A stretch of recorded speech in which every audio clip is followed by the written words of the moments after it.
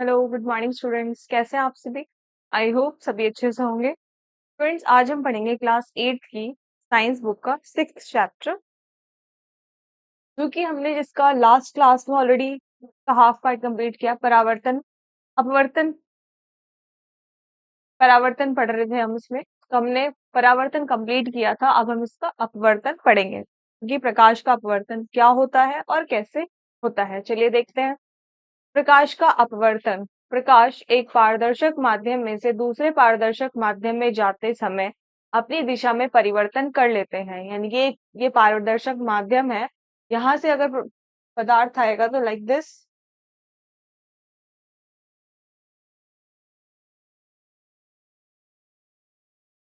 जैसे ये एक पारदर्शक माध्यम है। यहाँ से कोई प्रकाश किरण आती है और ये अभिलंब होता है।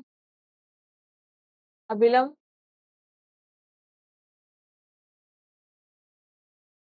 ओके, तो देख सकते हैं, एक बार दोबारा से देखेंगे। ये अभिलंब होता है।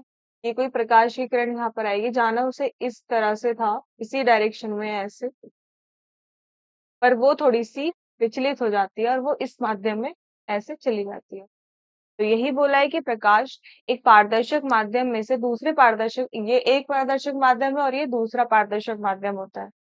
तो एक पारदर्शक माध्यम से जब प्रकाश की किरण दूसरे पारदर्शक माध्यम में जाते समय अपनी दिशा में परिवर्तन कर लेती है। यानी कि देखिए, इसे जाना ऐसे था बट ये अपनी थोड़ा सा विचलित हो जाती है, अपनी दिशा परिवर्तन करती है और प्रकाश पथ थोड़ा सा मुड़ जाता है। और प्रकाश के इस प्रकार के पथ परिवर्तन को हम अपवर्तन कहते हैं। इस प्रकार के परिवर्तन को ही अपवर्तन कहा जाता है। अपवर्तन के नियम होते हैं। अपवर्तन के निम्नलिखित दो नियम होते हैं। कौन कौन से? आप आपाती किरण, यानी कि ये विच इज आई, एंड आपतन बिंदु पर अभिलंब। आपतन बिंदु पर अभिलंब, ये तीनों एक ही तल पर होते हैं। एक तो आपतित किरण, अपवर्तित किरण आर, और ये अभिलंब, तीनों देखिए एक ही तल में होते हैं। और सेकंड है वायु में लंब तथा सघन माध्यम में लंब। ये वायु और ये सघन माध्यम में जो लंब का जो अनुपात होता है, यानी कि sine I upon sine R, वो स्थिर होता है, यानी कि एक कांस्टेंट होता है। सघन माध्यम का अपवर्तनांक कहलाता है। अपवर्तनांक कैसे निकालते हैं? जैसे कि प्रकाश का वेग भिन्न भिन्न पदार्थों में भिन्न भिन्न होता है और प्रकाश को अपरिवर्तित करने की क्षमता भिन्न भिन्न होती है। निर्वात में प्रकाश के वेग तथा दिए गए माध्यम में प्रकाश के वेग के अनुपात को अपवर्तनांक कहते हैं। तो कांच का अपवर्तनांक किसके बराबर होता है?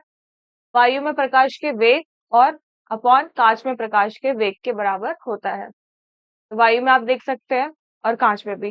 तो कांच का अपवर्तनांक जनरली 1.66 किलोमीटर पर सेकेंड होता है और जल का अपवर्तनांक 1.33 किलोमीटर पर सेकेंड होता है। किसी माध्यम का अपवर्तनांक जितना अधिक होगा, किसी भी माध्यम का अपवर्तनांक जितना ज्यादा होगा, जितना अधिक होता है, उससे प्रकाश की किरण का झुकाव भी उतना ही अधिक होता है। प्रकाश की किरण का जो झुकाव है वह भी उतना ही ज्यादा होगा। स्पेक्ट्रम या वर्णक्रम क्या होते हैं? सफेद प्रकाश 7 रंगों से मिलकर बना होता है। जो सफेद प्रकाश की किरण आती है सूर्य से, वह 7 रंगों से मिलकर बनी होती है। और निर्वात में विभिन्न रंगों के प्रकाश का वेग एक समान ही होता है। निर्वात में एक समान रहता है। तो आप देख सकते हैं 7 रंग लाल, नारंगी, पीला, हरा, नीला, बैंगनी, जामुनी होता है। और अब इसे विबग्योर बोलते हैं, जो कि लास्ट से फर्स्ट तक, टॉप तक जाता है। यानी कि विबग्योर से VIBGYOR, इस लाइक दिस। तो वायु में भी इन सबका वेग लगभग एक समान ही रहता है, परंतु कांच तथा दूसरे पदार्थों में भिन्न भिन्न रंगों के प्रकाश का वेग भी भिन्न भिन्न होता है। अतः झुककर गुजरते समय सफेद प्रकाश के सातों रंग भिन्न भिन्न मात्रा में झुकते हैं, जिससे वे अलग अलग हो जाते हैं। और लाल प्रकाश सबसे कम तथा बैंगनी प्रकाश सबसे अधिक झुक सकता है या झुकता है। प्रत्येक रंग की किरणें कुछ कुछ भिन्न मार्ग पर गति करती हैं और अलग से दिखाई देने वाली अलग से दिखाई देने लगती हैं, और यह वर्णक्रम अथवा स्पेक्ट्रम कहलाता है। रंगों का यह स्पेक्ट्रम हम अपने दैनिक जीवन में भी देख सकते हैं। उदाहरण दिया, जैसे कि फर्स्ट देखिए, वर्षा के तुरंत बाद आकाश में वर्षा के तुरंत बाद आकाश में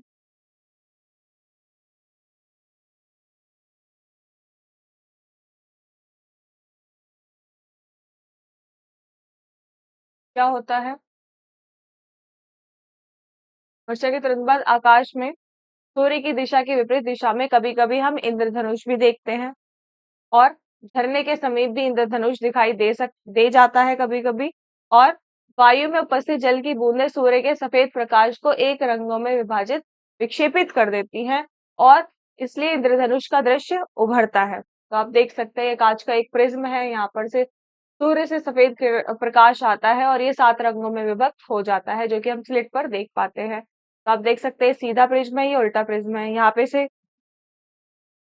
कोई सफेद प्रकाश की किरण आती है और वह विभक्त होती है, दोबारा दूसरे उल्टे प्रिज्म में टकरा के वो वापस उसी डायरेक्शन में, तो ये सफेद प्रकाश फिर वापस बाहर हो जाता है। तो क्रिस्टलीय हीरे को तनिक सा हिलाने पर भी सफेद प्रकाश 7 रंगों में विभाजित होकर उसे चमचमा देता है, और हीरे का अपवर्तनांक उच्च होने के कारण ऐसा होता है। तो आप देख सकते हैं इसमें बी में प्रिज्म में सफेद प्रकाश का विक्षेपण और सफेद प्रकाश का विक्षेपण तथा पुनः संयोजन क्रिया इसमें दिखाई गई है, जो कि उल्टा था। गोलीय लेंस क्या होता है? किसी पारदर्शी पदार्थ का एक ऐसा टुकड़ा जिसके दोनों पृष्ठों की वक्रता त्रिज्याएं भिन्न भिन्न हो, लेंस कहलाता है। और लेंसों की कुछ सामान्य आकृतियां चित्र में आपको दर्शाई गई हैं। तो आकृति के आधार पर लेंसों को हम दो श्रेणियों में विभाजित किया जाता है, दो श्रेणियों में विभाजित करते हैं। कौन कौन सी? उत्तल और अवतल। लेंस के एक पृष्ठ का उत्तल अथवा अवतल होना आवश्यक होना जरूरी है, और यदि किसी लेंस के दोनों पृष्ठ उत्तल हो तो उसे द्विउत्तल अथवा केवल उत्तल लेंस कहते हैं। और इसी प्रकार दोनों अवतल पृष्ठों वाला लेंस भी द्विअवतल अथवा केवल अवतल लेंस कहलाता है। आप देख सकते हैं ये इस तरह का होता है, ये अवतल और ये उत्तल लेंस।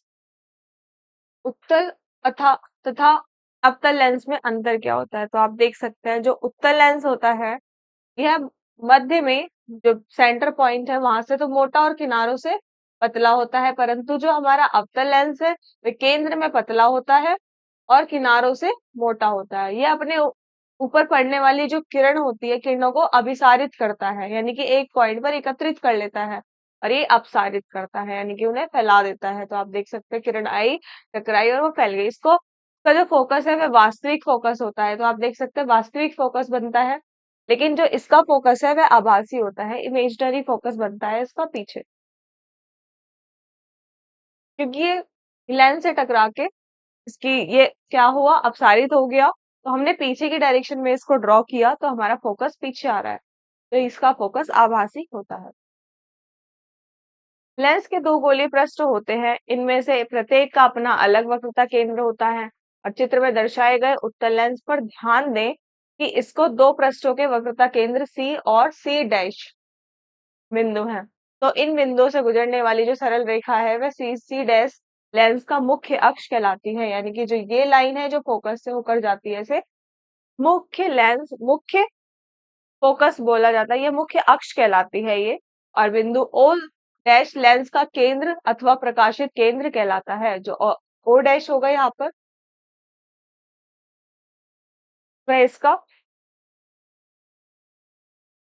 प्रकाशित केंद्र कहलाता है। मान लीजिए कि मुख्य अक्ष के समांतर आने वाली कोई प्रकार पुंज लेंस पर पड़ता है, तो लेंस के अपवर्तन के बाद के प्रकाश पुंज के सभी किरणें एक बिंदु एफ से गुजरती हैं, और यह बिंदु लेंस का मुख्य फोकस अथवा फोकस कहलाता है। और लेंस के प्रकाशित केंद्र तथा फोकस के बीच की जो दूरी है की दूरी को ही फोकस दूरी कहते हैं। और इसी प्रकार यदि मुख्य अक्ष के समांतर प्रकाश पुंज लेंस के दूसरी ओर आता हुआ इसके ऊपर पड़ता है, तो अपवर्तन के पश्चात किरणें केंद्र से गुजरती हैं। और इसी प्रकार किसी उत्तल लेंस के दो फोकस होते हैं, और एक इसके इस ओर तथा दूसरा दूसरी ओर होता है। तो आप देख सकते हैं इसके दो फोकस पाए जाएंगे। चित्र जैसे ए में दिखाया गया उत्तल लेंस पर जो पड़ने वाली जो समांतर किरण पुंज है लाइक दिस, इससे अपवर्तन के बाद फोकस की ओर अभिसारित होती है, यानी कि इससे लेंस से टकराने के बाद वह फोकस पर अभिसारित होती है। अपवर्तन के बाद अभिसारित होती है हो जाता है, और अतः इसको अभिसारी लेंस भी कहते हैं। और इसके विपरीत अगर अवतल लेंस पर पड़ने वाली समांतर प्रकाश किरणें इससे अपरिवर्तित होने पर अपसारित हो जाती है, अतः यह अपसारी लेंस कहलाता है। इससे अपरिवर्तित हुआ और डायरेक्शन चेंज, तो ये क्या हुआ, अपसारी लेंस इसको इसलिए बोला जाता है, क्योंकि ये फोकस, उत्तल लेंस तो सभी रेज को फोकस कर लेता है, लेकिन ये क्या करता है, सभी को फैला देता है। तो पीछे, लेंस के पीछे अगर हम ड्रॉ करके बनाते हैं तब इसका हमें सेंटर पॉइंट फोकस मिल जाता है। तो लेंसों की कुछ अभिसारी एवं अपसारी क्रियाएं देखेंगे। कल्पना कीजिए उत्तल लेंस बहुत से छोटे छोटे कांच के टुकड़ों को, जैसे कि चित्र ए है के अनुसार हमने जोड़ने जोड़ने से बनाया है, और लेंस केंद्र पर स्थित कांच की पट्टी का जैसा है, लेकिन बाहर की ओर से टुकड़े प्रिज्म से मिलते जुलते हैं, और प्रिज्म में अपरिवर्तित होने पर किरण उसके आधार की ओर मुड़ जाती है। परिवर्तित हुआ और ये आधार की ओर, यानी देखिए सभी रेखाएं आधार की ओर जाती है, बीच में ही आधार है।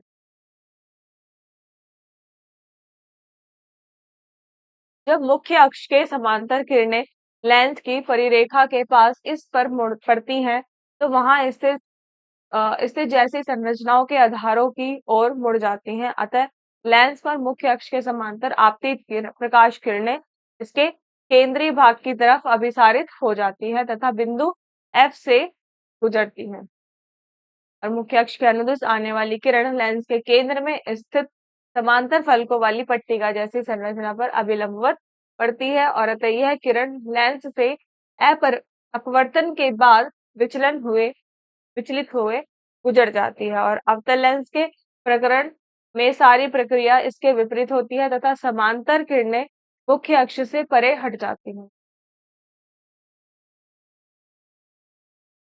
तो आप देख सकते हैं इसमें टकरा के ये अपसारित हो जाता है।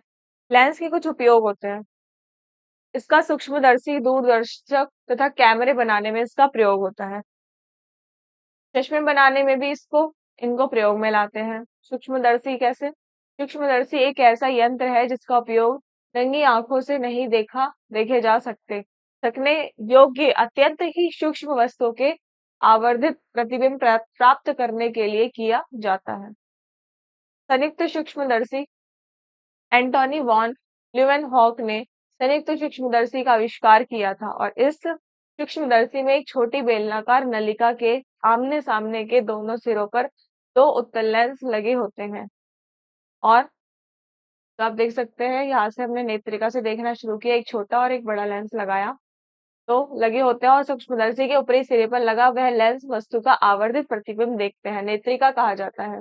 देखने वाली वस्तु को नलिका के दूसरे सिरे पर लगे लेंस के सामने रखते हैं, और ये लेंस सूक्ष्मदर्शी का अभिदृश्य कहा जाता है।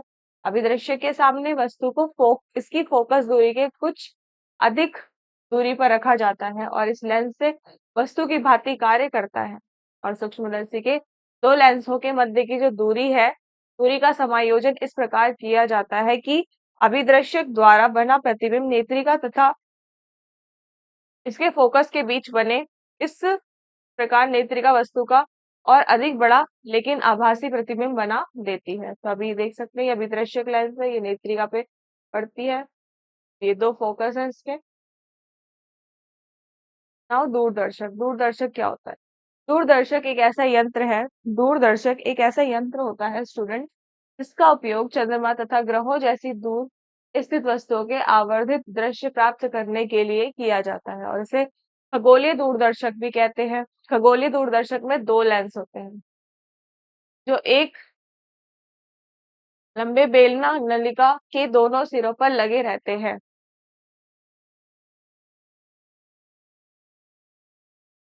दोनों सिरों पर लगे रहते हैं। दोनों में एक लेंस नेत्रिका का कार्य करता है तथा दूसरा दूरदर्शक के अभिदृश्य का कार्य करता है। और दूरदर्शक में अभिदृश्यक कोई अधिक फोकस दूरी का उत्तल लेंस बन जाता है, और अभिदृश्यक का आपस भी जितना संभव होगा उतना बड़ा रखा जाता है, जितना संभव हो सके उतना इसे बड़ा रखते हैं, ताकि ये दृश्य वस्तु से ज्यादा प्रकाश एकत्र कर सके। अभिदृश्य दृश्यक दूर रखी वस्तु का अपने फोकस के पास अत्यंत ही छोटा व वास्तविक प्रतिबिंब बनाता है। अभिदृश्यक से बना वास्तविक प्रतिबिंब उल्टा होता है तथा नेत्रिका के लिए वस्तु की भांति ही कार्य करता है। और दूरदर्शक के अभिदृश्यक और नेत्रिका के बीच की दूरी को इस प्रकार समायोजित करते किया जाता है कि अभिदृश्यक बनने वाला प्रतिबिंब नेत्रिका लेंस तथा इसके फोकस के बीच ही बने। तो आप देख सकते हैं एक नेत्रिका लेंस है, एक अभिदृश्यक लेंस है। तो हमने इस वस्तु को, दूरस्थ वस्तु को इस प्रकार रखा है कि इसका जो प्रतिबिंब है वह इन दोनों के बीच में ही बने। और कैसा, इस प्रकार वस्तु को दूरदर्शक से देखने पर प्राप्त जो प्रतिबिंब होता है, प्राप्त अंतिम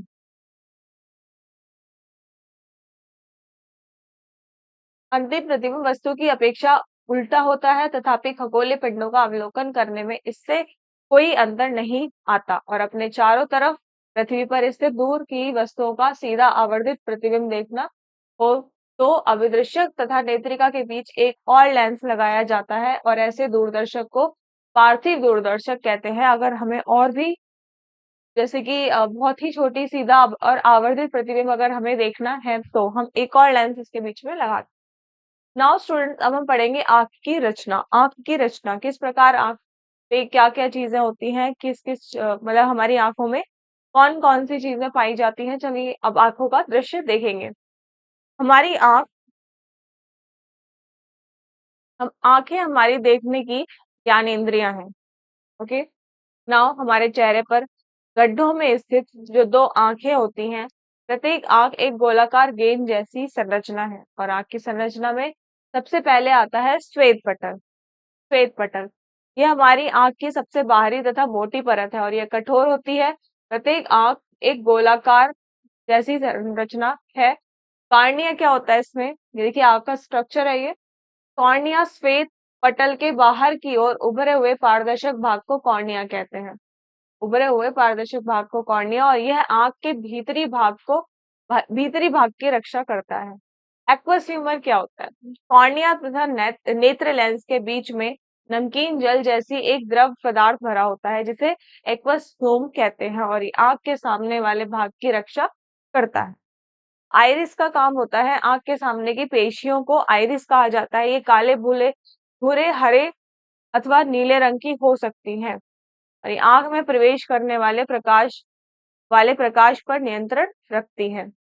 आइरिस के माध्यम में आइरिस के मध्य में एक छिद्र होता है जिसे इस पुतली कहते हैं, जिसे हम पुतली कहते हैं।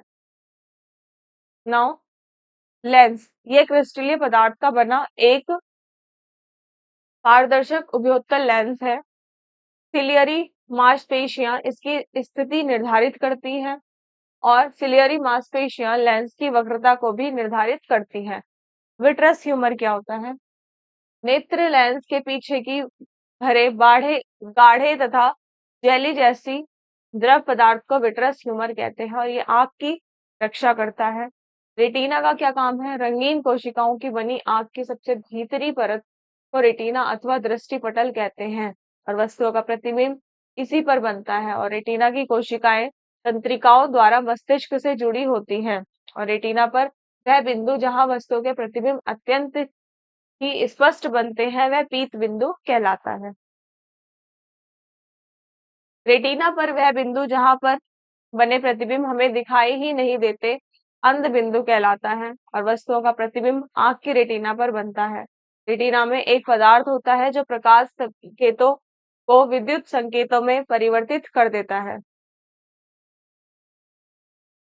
और दृष्टि तंत्रिका द्वारा मस्तिष्क में पहुंचा दिए जाते हैं। मस्तिष्क इन संकेतों का विश्लेषण करके वस्तुओं को देख लेता है। अब आंखों की समायोजन क्षमता किस प्रकार होती है, वह क्रिया जिसमें सिलियरी पेशियां नेत्र लेंस की फोकस दूरी को परिवर्तित करके निकट तथा दूर दोनों प्रकार की वस्तुओं के प्रतिबिंब रेटिना पर बना देती है, आंखों की समायोजन क्षमता कहलाती है। तो पढ़ते हैं इसके कुछ पॉइंट्स। फर्स्ट 2 पॉइंट्स है इसमें। ए पार्ट है, निकट की वस्तुओं को स्पष्ट देखने के लिए सिलियरी पेशियां फैलती है तथा लेंस को खींचकर पतला कर देती हैं और इससे नेत्र के लेंस की जो फोकस दूरी है वह बढ़ जाती है जिससे लेंस के f तथा 2f के बीच में पड़ी या निकट वस्तुएं स्पष्ट दिखाई देने लगती हैं। बी, दूर की वस्तुओं को देखने के लिए सिलियरी पेशियां सिकुड़ती हैं तथा नेत्र के लेंस को आगे उभार कर उसको कसकर वक्रता को उसकी जो वक्रता है उसको बढ़ा देती है और अतः नेत्र के लेंस की जो फोकस दूरी है उसको घट जाती है फोकस दूरी तथा वस्तुओं के प्रतिबिंब रेटिना पर बनते हैं। सामान्य आंख में वस्तुओं के स्पष्ट प्रतिबिंब रेटिना पर बनते हैं और 25 सेंटीमीटर से कम दूरी पर पड़ी वस्तुओं को आंखों पर दबाव डाले बिना नहीं देखा जा सकता और इसे दृष्टिता की निकटतम दूरी भी कहते हैं। दृष्टि दोष। निकट दृष्टि दोष यदि कोई व्यक्ति निकट की वस्तुओं को स्पष्ट रूप में देख सकता है लेकिन दूर की वस्तुओं को स्पष्ट नहीं देख सकता तो उसकी आंखों में निकट दृष्टि दोष होता है और निकट दृष्टि दोष को दूर करने के लिए अवतल लेंस का प्रयोग करते हैं। और दूर दृष्टि दोष, इस दोष में व्यक्ति दूर की वस्तुएं स्पष्ट देख सकता है लेकिन पास की वस्तुएं नहीं देख सकता और इस दोष को दूर करने के लिए उचित फोकस दूरी वाले उत्तल लेंस की ऐनक प्रयोग की जाती है।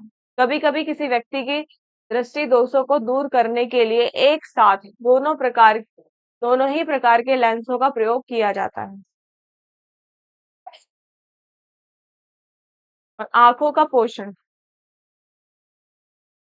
कुछ विटामिन की सतत आपूर्ति न होने पर हमारे शरीर के विभिन्न भाग जैसे कि आंख आदि ठीक प्रकार से कार्य करना बंद कर देते हैं और शरीर को कोई विटामिन पर्याप्त मात्रा में नहीं मिलता है तो विटामिन अपूर्णता रोग हो जाते हैं और आंख को निम्न विटामिनों की आवश्यकता होती है।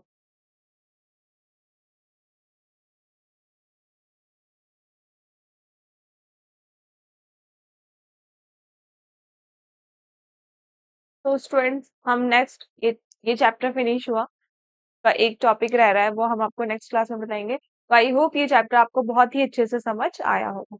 Thank you so much.